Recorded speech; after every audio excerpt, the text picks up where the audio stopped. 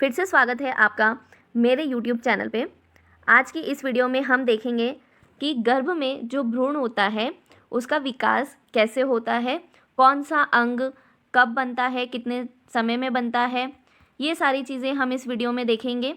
इस वीडियो में हम 0 आवर्स से लगा करके 37 to 40 वीक्स की जो प्रेगनेंसी होती है, जिसको हम फुल टर्म प्रेगनेंसी बोलते हैं, उसमें कैसे विकास होता है, ये सारी चीज़ें देखेंगे। तो वीडियो आखिरी तक देखिएगा पूरे नॉलेज के लिए। वीडियो पसंद आए तो लाइक करिएगा, मेरे चैनल को सब्सक्राइब करिएगा ऐसी और वीडियोस के लिए। तो चलिए शुरू करते हैं।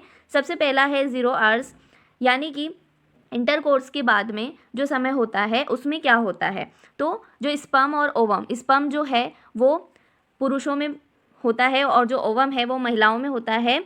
इंटरकोर्स के बाद में जो स्पर्म और ओवम होते हैं उनका फ्यूज़न होता है, जिस प्रक्रिया को हम फर्टिलाइजेशन बोलते हैं, जो कि आगे जाकर के क्या होता है, शिशु में परिवर्तित होता है, आगे डेवलप होता है।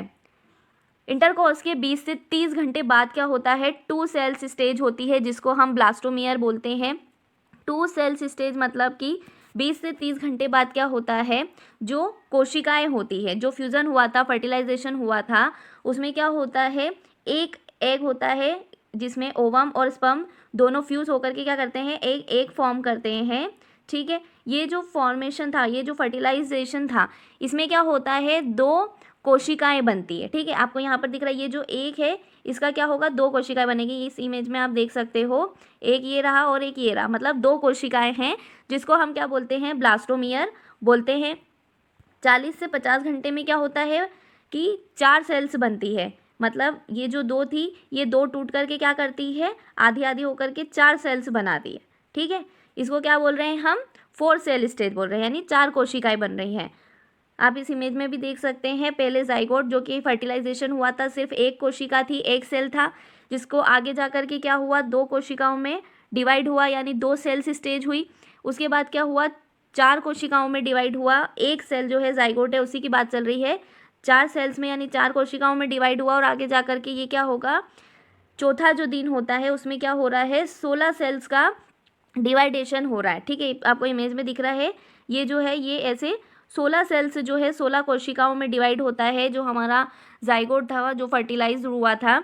और ये कैसा दिखता है, मलबरी जैसा दिखता है। मलबरी जो होता है वो शहतूत, अगर आपने फल जो होता है छोटे छोटे से होते हैं, शहतूत अगर आपने खाया हो उसे आप मलबरी बोलते हैं। तो उस प्रकार का जो है स्ट्रक्चर देखने को मिलता है, जिसको हम मोरूला बोलते हैं। क्या बोलते हैं, मोरूला बोलते हैं। याद रखिएगा, 4th डे में जो बन रहा है, 4th डे में क्या हो रहा है, मोरूला फॉर्म हो रहा है। और मोरूला क्या होता है, 16 सेल होती है, यानी 16 सेल्स होती है, उसको हम बोलते हैं morula.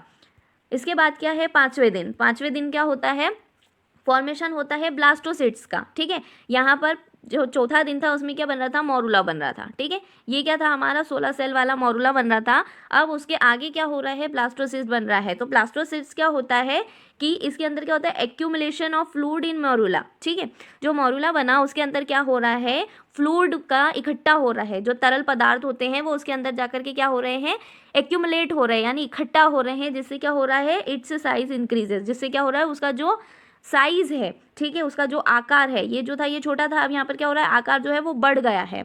Now it is known as blastocysts. और ये जो आकार बढ़ गया है मोरूला का, इसको हम क्या बोल रहे हैं, ब्लास्टोसिट्स बोल रहे हैं। क्या बोल रहे हैं, ब्लास्टोसिट्स। तो याद रखिएगा कि मोरूला के बाद क्या हो रहा है, तरल पदार्थों का एक्यूमुलेशन हो रहा है, जिसके कारण उसका जो साइज है वो क्या हो रहा है, बढ़ रहा है, जिसको हम क्या बोल रहे हैं, ब्लास्टोसिस्ट बोल रहे हैं। और जो ब्लास्टोसिस्ट है वो कौन से दिन में हो रहा है, 5वें दिन में क्या बन रहा है, ब्लास्टोसिस्ट बन रहा है। अब हम बात करेंगे 6ठे और 7वें दिन की। तो implantation of fertilised ovum in the uterus starts, मतलब कि जो ब्लास्टोसिस्ट बना है वो क्या हो रहा है, यूट्रस के अंदर, मतलब गर्भाशय के अंदर उसका इम्प्लांटेशन हो रहा है। ठीक है, फिलोपियन ट्यूब से क्या हो रहा है, वो इम्प्लांट हो रहा है। ब्लास्टोसिस्ट बनने के बाद में क्या हो रहा है, वो जो गर्भाशय है उसके अंदर क्या हो रहा है, आकर के इम्प्लांट हो रहा है, ताकि उसका ग्रोथ और डेवलपमेंट जो है वो हो सके। ठीक है, तो इसे हम इम्प्लांटेशन स्टेज भी बोलते हैं। 6ठे और 7वें दिन क्या हो रहा है, ओवम जो है, फर्टिलाइज्ड जो ओवम है, जो कि जाइगोट बन चुका है, स्पर्म से फर्टिलाइज होने के बाद वो क्या हो रहा है, गर्भाशय में इम्प्लांट हो रहा है। कौन से दिन, 6ठे और 7वें दिन। अब हम बात करेंगे 11वें दिन क्या होता है। तो 11वें दिन क्या होता है कि जो इम्प्लांटेशन शुरू हुआ था 6ठे और 7वें दिन, वो क्या हो रहा है, कंप्लीट हो रहा है। ठीक है, जो जाइगोट था वो क्या हो रहा है, इम्प्लांट हो जाता है कम्प्लीटली, मतलब कि कम्प्लीटली वो क्या हो रहा है, गर्भाशय के अंदर इम्प्लांट हो चुका है और वहाँ पर क्या होगा, उसका ग्रोथ और डेवलपमेंट शुरू होगा। अब हम देखेंगे कि दूसरे से तीसरे हफ्ते में क्या चेंजेस आते हैं। ठीक है, तो लेंथ ऑफ द एम्ब्रियो, ठीक है, अब ये जो इम्प्लांट हुआ है, ठीक है, जो सेल हमारी थी, जो मॉड्यूला था, ब्लास्टोसिस्ट जो था, जो इम्प्लांट हो रहा था, उसको हम क्या बोल रहे हैं, एम्ब्रियो बोलते हैं। ठीक है, तो वह जो एम्ब्रियो है यानी भ्रूण, जो भ्रूण है उसका जो लेंथ है वो कितना है, 2 to 3 mm है। कितना है, 2 to 3 mm है। याद रखिएगा 2 से 3 वीक्स में जो लेंथ है एम्ब्रियो की वो 2 से 3 mm होती है।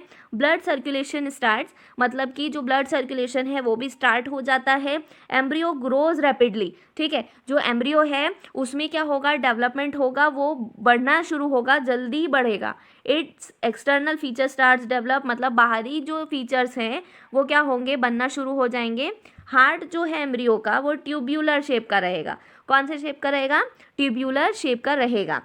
Gastrointestinal tract begin to form, ठीक है, जो पाचन तंत्र है, गैस्ट्रोइंटेस्टाइनल ट्रैक्ट है, वो भी क्या होगा, बनना शुरू हो जाएगा। ठीक है, जो गैस्ट्रोइंटेस्टाइनल ट्रैक्ट है वो कौन से वीक में बन रहा है या कब बन रहा है, तो 2 से 3 वीक में बनना शुरू हो जाता है। ठीक है, 3rd वीक जो है फर्टिलाइजेशन के बाद, इसे हम एम्ब्रियोनिक स्टेज बोलते हैं। इसमें क्या होता है, बेबी का ग्रोथ और डेवलपमेंट होता है, जो कि 3 से 8 वीक्स में होता है और उसको हम फिर एम्ब्रियो बोलते हैं। ठीक है, मतलब एम्ब्रियोनिक स्टेज बोल रहे हैं हम 3 वीक में, क्या बोल रहे हैं, एम्ब्रियोनिक स्टेज बोल रहे हैं, और ये स्टेज कंप्लीट हो जाती है 3 से 8 वीक में। आपको देखने को मिल रहा है इमेज में, ये क्या है, एम्ब्रियो है। ठीक है, आप देख सकते हैं कुछ इस टाइप ऑफ का स्ट्रक्चर होता है एम्ब्रियो का। अगला है 4 से 5 वीक्स, ठीक है, 4 से 5 वीक में कैसे क्या होता है, तो heart of the baby begin to beat and pumping the blood through the main vessel start, मतलब कि जो बच्चा है, जो एम्ब्रियो है, जो उसका क्या हो रहा है, जो हार्ट है वो काम करना स्टार्ट कर रहा है, उसकी हार्ट बीट जो है स्टार्ट हो गई है, वो ब्लड को पंप कर रहा है मेन विसल्स से। ठीक है, ये एक इंपॉर्टेंट क्वेश्चन है कि बेबी का हार्ट बीट और पंपिंग स्टार्ट कब होती है, तो 4 to 5 वीक्स में स्टार्ट हो जाती है।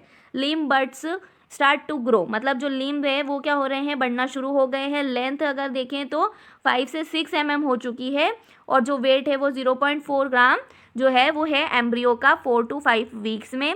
आइज़ और ईयर जो है वो भी बनना शुरू हो चुके हैं। अब है 6 वीक में क्या होता है, ठीक है, 6ठे हफ्ते में क्या होता है, तो 6ठे हफ्ते में क्या होता है कि जो एम्ब्रियो है उसका जो लंग है वो भी बनना शुरू हो जाते हैं। अपर और लोअर एक्सट्रीमिटीज़ यानी कि हाथ और जो पैर हैं वो भी बनना शुरू हो जाते हैं 6ठे हफ्ते में। उसके बाद है 7वें और 8वें हफ्ते में क्या होता है, तो 7वें और 8वें हफ्ते में लेंथ जो होती है एम्ब्रियो की वो 3 सेंटीमीटर हो जाती है, यानी जो लंबाई है वो 3 सेंटीमीटर होती है। इसका वज़न देखें तो 2 ग्राम अप्रॉक्सीमेट होता है। सारे जो भी असेंशियल बॉडी के अंग जो है वो ग्रो करना स्टार्ट हो जाते हैं। एम्ब्रियो का जो सर है, हेड है, वो क्या रहेगा, लार्ज रहता है पूरी बॉडी के कंपैरिजन में। ब्लड सर्कुलेशन जो है वो अम्बिलिकल कॉर्ड, सभी को पता है कि जो गर्भाशय में जो शिशु होता है उसका जो ब्लड सर्कुलेशन होता है वो अम्बिलिकल कॉर्ड्स के थ्रू होता है, जो कि माँ से कनेक्टेड होती है।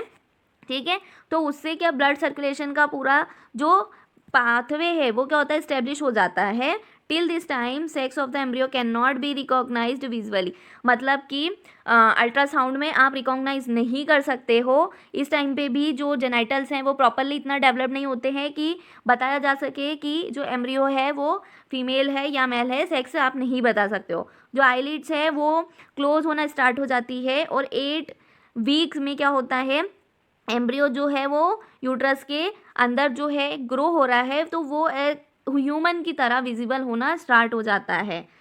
9 से 12 वीक में क्या होता है, तो 9 वीक में क्या होता है, after conception foetal stage start होती है। और अब ये जो एम्ब्रियो हम जिसको बोल रहे हैं 9 से 12 वीक में, उसको हम क्या बोलते हैं, फीटस बोलते हैं। मेडिकली टर्मिनोलॉजी का यूज़ किया जाए तो एम्ब्रियो को हम 9 से 12 वीक में फीटस बोलते हैं। स्पॉन्टेनियस मूवमेंट स्टार्ट होती है, मतलब जो फीटस है वो क्या करता है, मूवमेंट स्टार्ट करता है, लेकिन वो मूवमेंट मदर को अभी समझ में नहीं आती है, फील नहीं होती है।